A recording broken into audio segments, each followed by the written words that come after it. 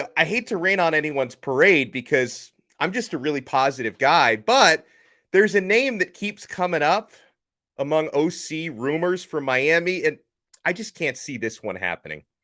You are Locked On Canes, your daily podcast on the Miami Hurricanes, part of the Locked On Podcast Network, your team every day.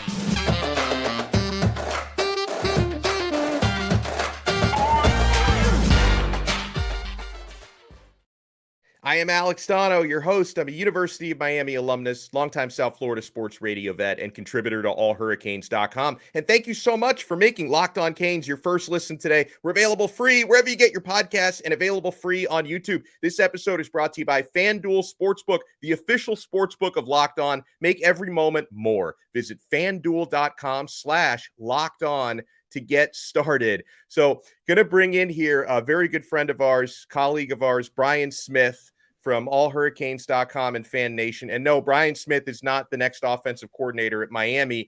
But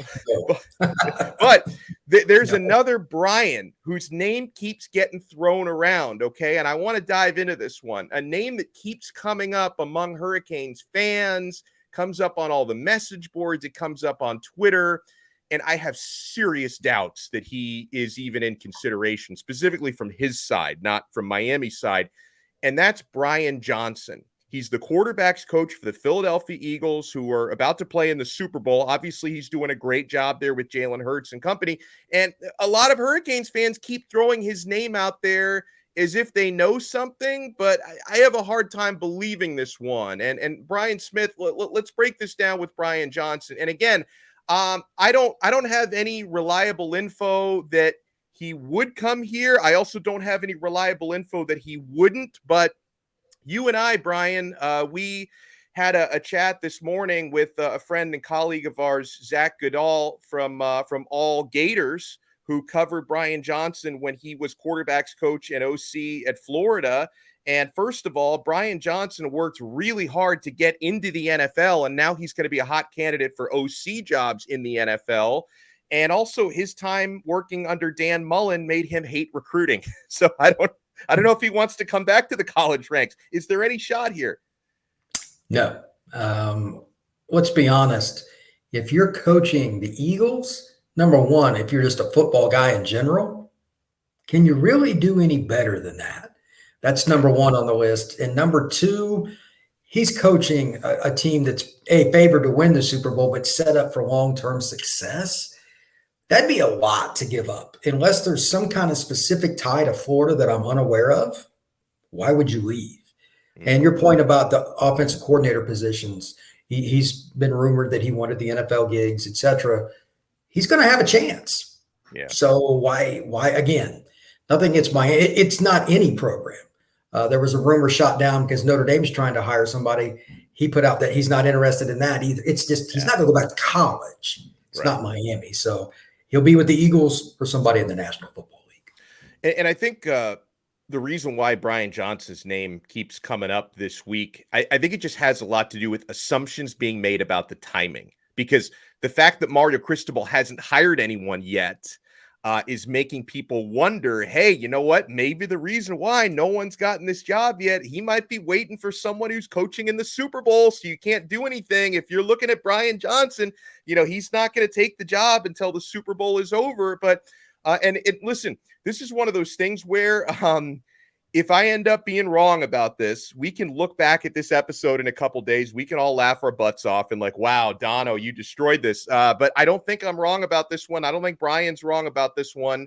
I think there's about as much of a chance as Brian Johnson, the lead singer of AC/DC, becoming the next offensive coordinator as Brian Johnson, the quarterback's coach of Philadelphia.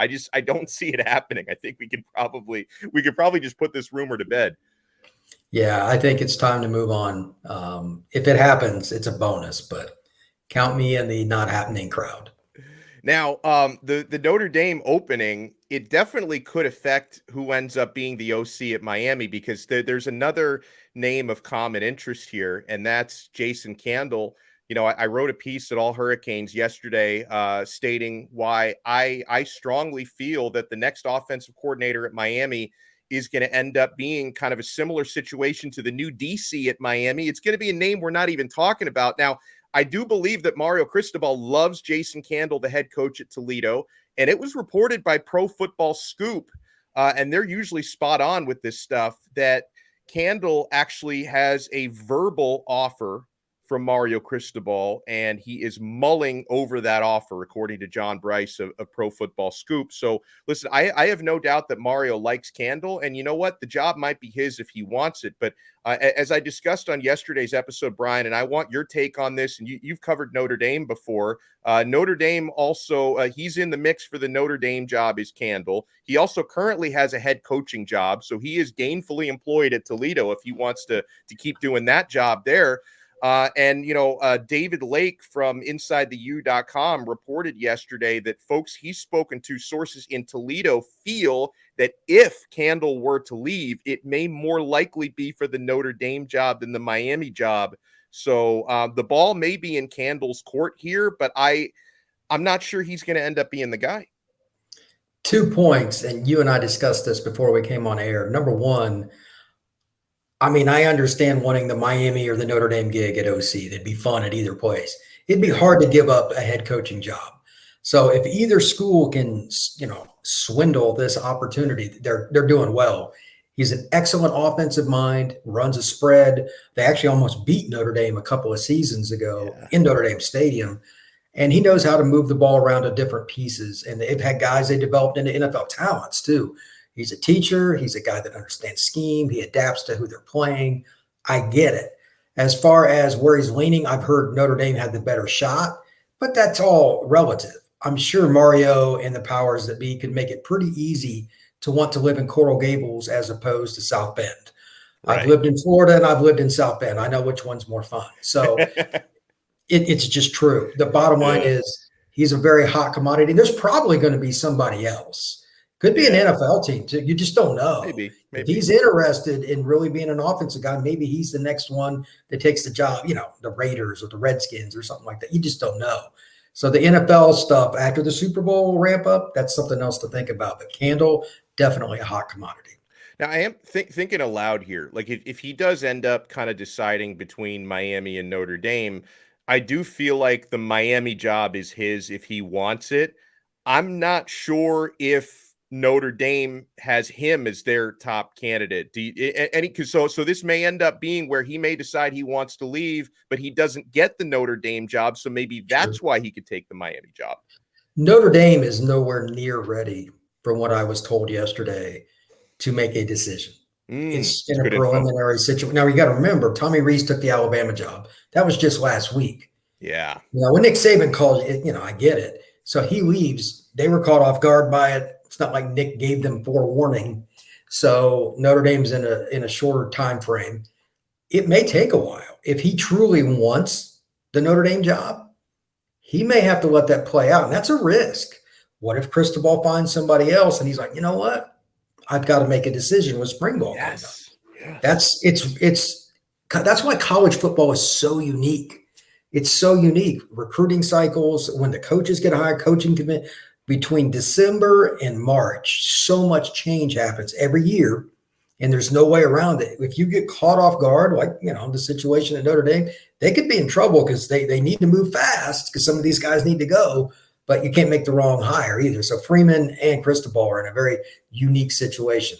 Candle could end up waiting too long. You don't know. What if he waits too long and then Notre Dame goes with somebody else? It is so unique. That's another great point. The clock is ticking. I mean, Miami starts spring prep unless they decide to push back the start of it, which I guess they could.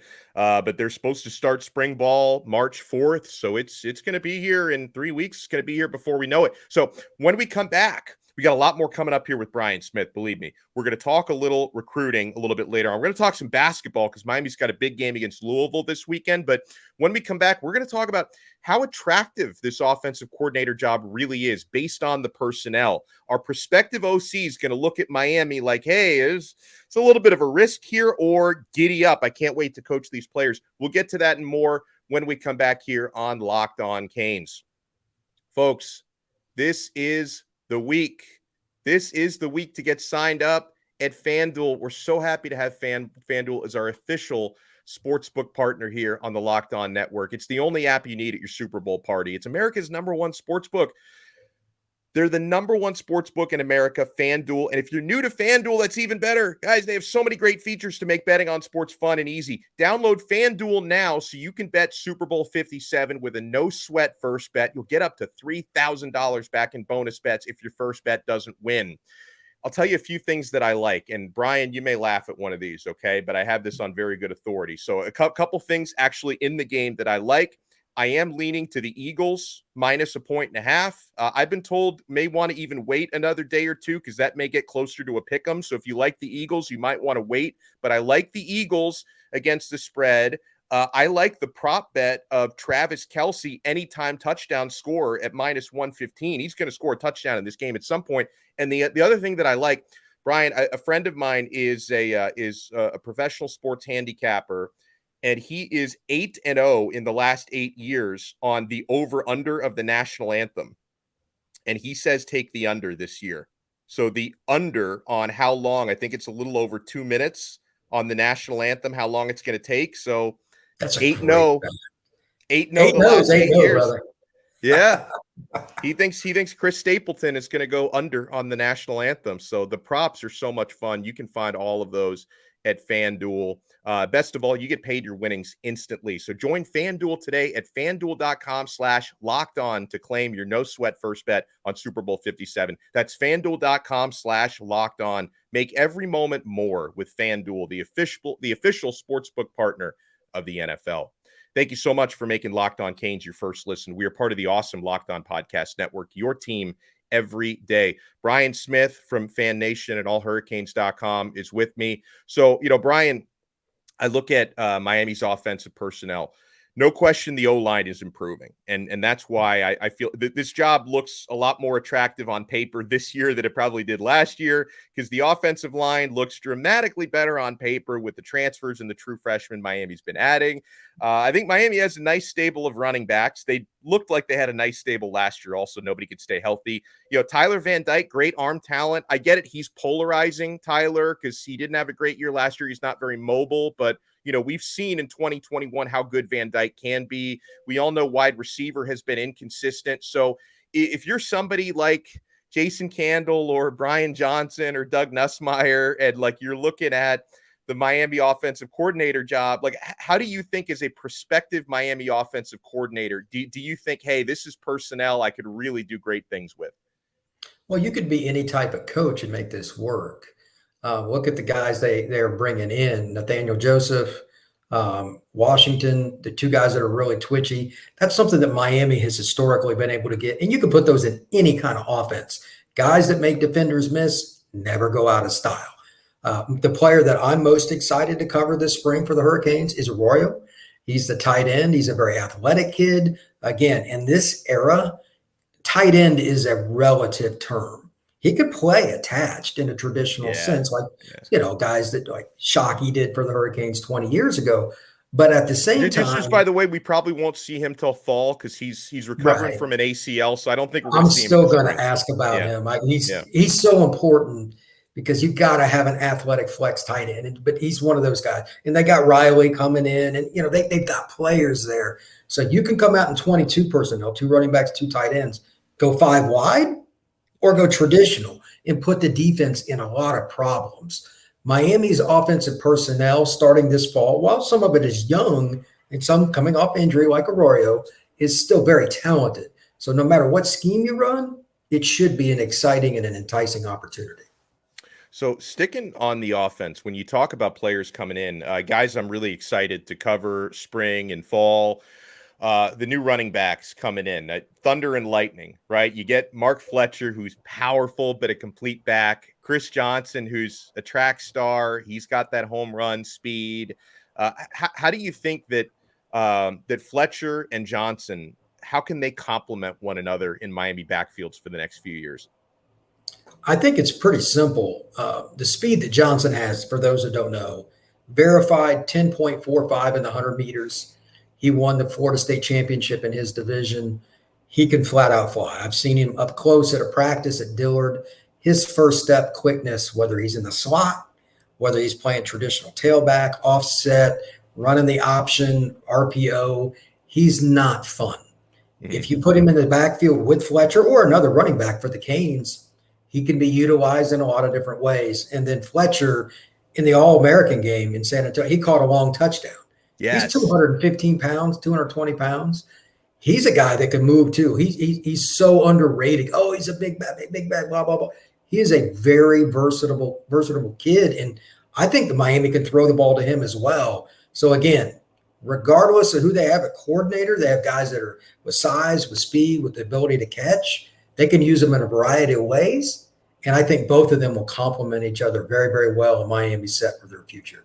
Now, I don't know how much did you cover, if at all, Trevante Citizen? You know, he was in Louisiana coming out of high school, but I didn't know. I knew obviously he was a highly rated guy, 4-star. Sure. Didn't watch much of him in high school, but then I watched him practicing last year before he got hurt, and he's a monster. Like this was 18 years old when I was watching him in fall camp. He had like just and I know people are going to be like, oh, you're getting too crazy over this guy, but just as far as the stature and the build, he looked like an NFL running back already 100%. at 18 years old. It's crazy.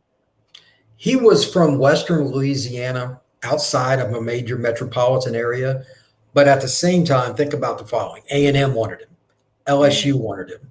Miami wanted him. Don't look at the location, look at the offers. Is that coincidence? I mean, these are programs that get big-time running backs pretty much every year, and they wanted Trevante Citizen. That's point number one. Number two, running back is probably the easiest position to evaluate. You turn on his huddle film, about 3 or 4 clips in, I remember saying to myself, why isn't this kid rated higher? And the answer is back to point one. He doesn't play in Tampa. He doesn't play in Atlanta. He doesn't play in Miami. He played out in the sticks. And that's typical Louisiana. It's per capita like the highest in the country for guys in the NFL. And he's a great example for that. Miami got a steal. And if he comes back healthy, he's a guy that could end up being the starter this year. It wouldn't shock me. He has all the physical attributes you're looking for. And again, Miami's running back room is pretty darn good. I said the same thing about Louisiana the other day. Like, people don't realize, because obviously, most of my listeners are from the South Florida area, and we know South Florida is loaded with talent, but people don't realize how much talent is in Louisiana. And that's one of the things. If I could segue to the new defensive coordinator, I don't know a whole lot about Lance Guidry as a recruiter, because he hasn't recruited at the Power 5 level, but obviously, watching a video of this guy yelling about hilltoppers, I wanted to run through a freaking wall for this dude. I know he's got the enthusiasm to recruit. And I like the fact that Guidry is from Louisiana, because if he can get into more homes in that part of the country where there's so much talent, he can help broaden Miami's recruiting base. But, what do you know about Lance Guidry? Because I think all of us the last, 36 hours or whatever it's been, we've all been kind of giving ourselves a crash course on this guy. His numbers coming out of Marshall look fantastic. 2 points on that. Number one, you hit it. The statistics for Marshall last year, and people say, it's Marshall. They went into South Bend and kicked the crap out of Notre Dame up front. And Notre Dame's offensive line was conservatively top 10 in the country by the end of last year. And 2 of their tackles are going to go in the first round when they come out. Marshall dominated them up front, though. They're well coached. Are they getting the same kids Notre Dame gets? No. They out-schemed them, and he was the defensive coordinator. That's first point. Second, the statistics across the board, they had like 37 sacks. They were top 10 in several other categories, like 6 or 7 categories nationally. They are really good at changing their fronts, making it hard for teams to scheme against them. Notre Dame struggled, just as an example, all game long because they would move after the snap. It's a lot like what Georgia does. They'll move right before the snap and cause chaos. Same thing with Marshall. That is a very well-coached team. And your point about Louisiana, if he can get just one kid a year out of Louisiana, like Ed Reed is from Louisiana, by the way. That's right. Reggie Wayne is from Louisiana, by the way. Yeah. Miami's done pretty good with some of those guys. So it's a very important thing to do. You have to recruit nationally for special player, Trevante Citizen, et cetera. Get 90% of your kids from South Florida if you want, but sprinkling a few kids, Mr. Guidry in Louisiana wouldn't be a bad idea. So when we come back, I want to talk about the impact of losing Antione Jackson, because whether he's granted the release right now or not, I don't think he's going to be a Hurricane. Whether they make him sit out a year or they let him sign somewhere else, I don't think we're ever going to see Antione Jackson put on a Miami uniform. So we'll talk about the impact of losing him. And we got to talk about hoops because Miami's going to have a big game against Louisville this weekend. Brian Smith from All Hurricanes and Fan Nation joins me. Keep it locked right here to Locked On Canes. And thank you so much for making Locked On Canes your first listen today. Available free wherever you get your podcasts and available free on YouTube. If you can take some time, if you're listening to this on Apple Podcasts, Spotify, Odyssey, if you could take a couple seconds, leave us a 5-star rating. It will go a long way. Tomorrow, we're going to shout out our newest 5-star reviews because we've gotten a handful of new ones. So leave us a review if you have time. And if you're watching on YouTube, make sure to hit that thumbs up button. And make sure you make Locked On College Basketball your second listen with experts Andy Patton and Isaac Shade taking you around the college basketball landscape. They give some love to Miami because I give them enough peer pressure. Like, guys, you got to talk about Miami. So they do it. Locked On College Basketball, available wherever you get your podcast. Before we talk a little bit about basketball, Brian, I want to ask you about it. And this is, it's unfortunate. I'm a live and let live kind of guy. You don't want to be a Cane. Go somewhere else. Find happiness wherever you have to. And there were certainly some red flags with Antione Jackson's recruitment because he seemed to be waffling a little bit before National Signing Day. The 4-star cornerback out of Dillard wants out. How does losing Antione Jackson, how do you think that affects Miami's incoming class of freshmen? Well, number one, it changes your numbers. Keep in mind, Miami had 7 guys overall, safety and corner, hit the portal. And they also lost Tyreek Stevenson, who's doing very well, by the way, leading up into the Senior Bowl. His stock has gone up. Good for Tyreek. But that's 8 players. And then, of course, Cormani goes to Colorado. Now, Jackson's going to go somewhere else, apparently. Yeah. That leaves 2 players, Damari Brown and Mr. Stafford from up there at O'Galley High School coming down. They needed 3 at least. So now they're down to 2 corners in this class. Yeah. That puts more stress on Mario and his staff. Goodreek. Now, maybe they can get a transfer. I don't know, one of the kids from Marshall, one of the kids from somewhere. Yeah. They've got some, but they need numbers because last year's proof. If you don't have numbers and injuries take place, what happens? The scoreboard doesn't look good. I know it's not friendly, but the number one predictor of games in any football league, any level, is injuries. It's just true. Nobody likes to talk about it, but Miami's in danger at corner this fall if they have injuries, and that's even with freshmen. I mean, like Stafford or Brown, one of them could play and or start next year at some point. They are very thin.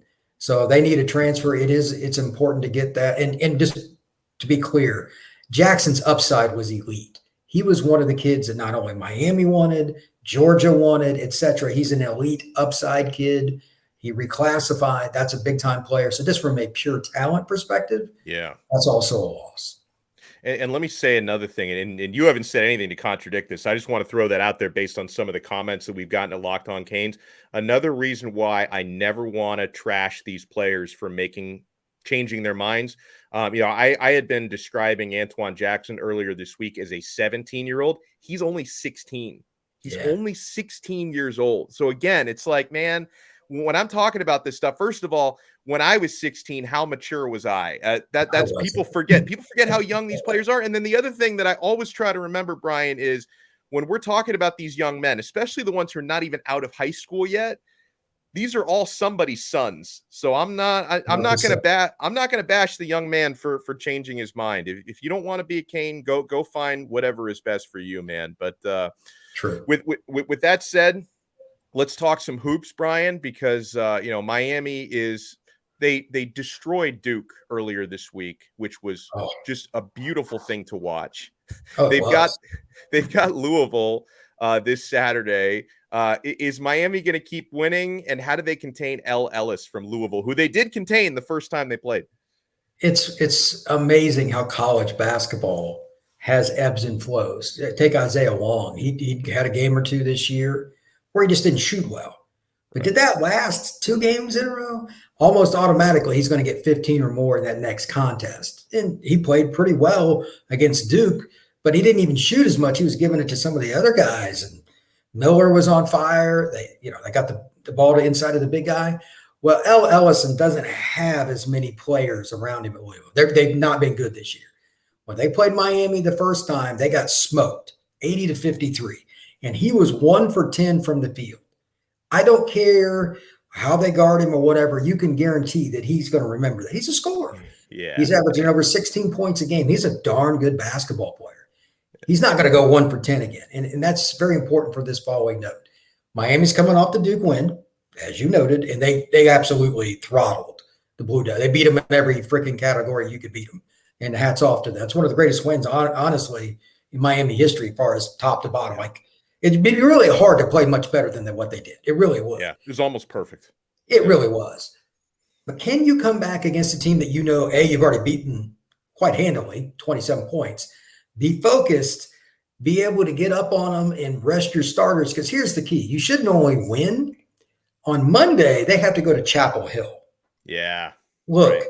Basketball is a different kind of gauntlet. In football, you get 6 to 8 days, kind of depending on when your next game is, 6 to 9. There's some Thursday and Friday games now in college football. In basketball, a 2-day turnaround.